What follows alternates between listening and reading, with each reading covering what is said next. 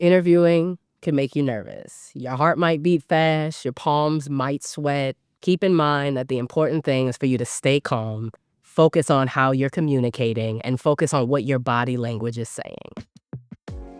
Hello, hello. Welcome back to the Future Ready channel. I am Story Baquet, and today we're going to be talking about professional etiquette, both verbal and nonverbal, and what to do when you finally get that call.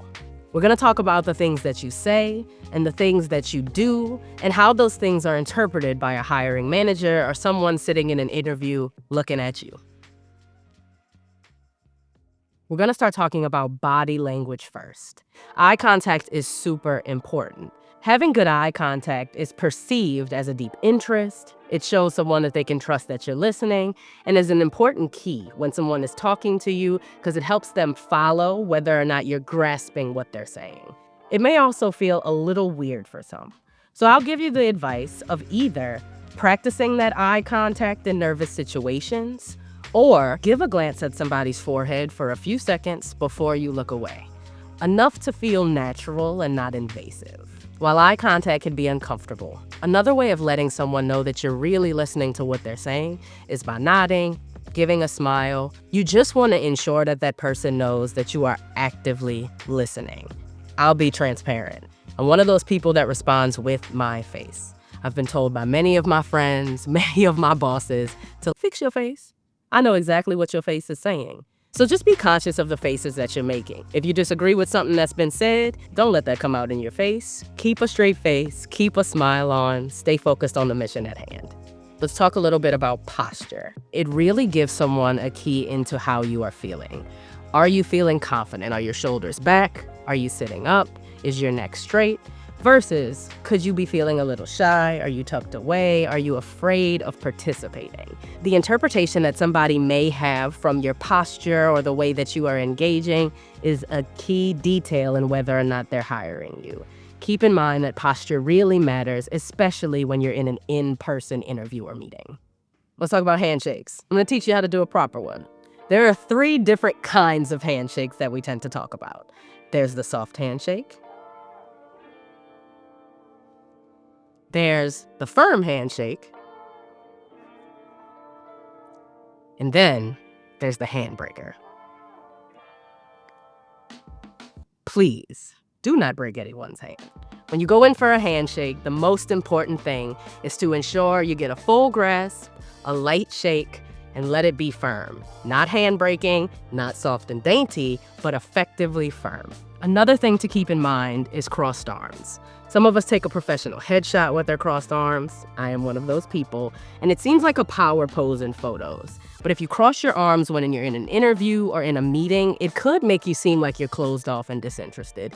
Keep in mind that you want to keep your arms uncrossed. You want to keep your posture open, your body open, so that it feels like you are open to the conversation that's happening. What, I guess you would say, soft skills do you find valuable? Eye contact Oh. when you're interviewing, because sometimes young people, they've never interviewed before. They're nervous. So they tend to look down, always look someone in the eye. Yeah. Have a firm handshake. I mean, this sounds kind of corny, but it's true because I know It matters. because it means that you're comfortable in who you are and be prepared.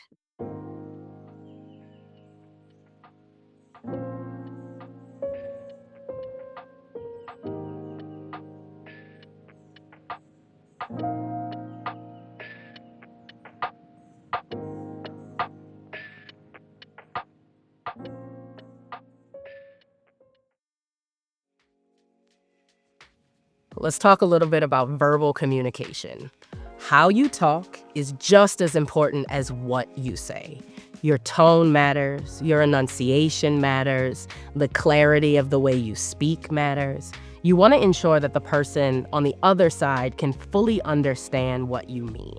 That means you need to communicate very clearly and ensure that your tone reflects how you're feeling. If you're excited, ensure that your tone rises. Help them understand how you interact. You also want to be aware not to use or like too often. We all get stumped, but try to slow down your thinking so that your brain can catch up with your mouth. You want to ensure that you're being authentic. Communication, especially verbal communication, is very, very important. You want to make sure that what you are trying to say is exactly what's being communicated to the listener. In these conversations, it's important to make sure you are listening. So you want to actively pay attention to what's being said, be careful not to interrupt, and wait your turn. You will get the chance to talk. Just make sure you get all of the details, the full question, and all of the information before you start to respond. Give yourself a second before you pick up the phone to check your surroundings. Are you in a good place? Is it quiet?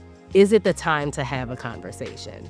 I know you may be feeling really eager to pick up that phone call and find out what that hiring manager is trying to say, but if you're not in the appropriate environment, it's not a good idea. I also want to name that this experience could be a little nerve-wracking. It's okay to be nervous, and it's okay to name for the person you're talking to or interviewing with that you're feeling a bit nervous. Giving them that insight allows them to understand your body language in a way that doesn't leave it up to their interpretation. So be clear, be direct, allow them to understand how you're feeling. Hiring managers expect you to be nervous. In fact, a lot of us are nervous as well. Mindfulness techniques and breathing exercises can be very helpful when you're feeling nervous. It's also important to keep in mind you're here in this interview or you're on this phone call because you've earned it. Sit in that. Be confident in yourself and ensure that you stay the course. Now that you're confident in your verbal and nonverbal communication, in our next episode, we're going to talk to you about how to answer that "tell us about yourself" question with a strong personal pitch. Like and subscribe, and check us out next time on the Future Ready channel. Let's start with talking about the things that you do. God damn it, Kramer.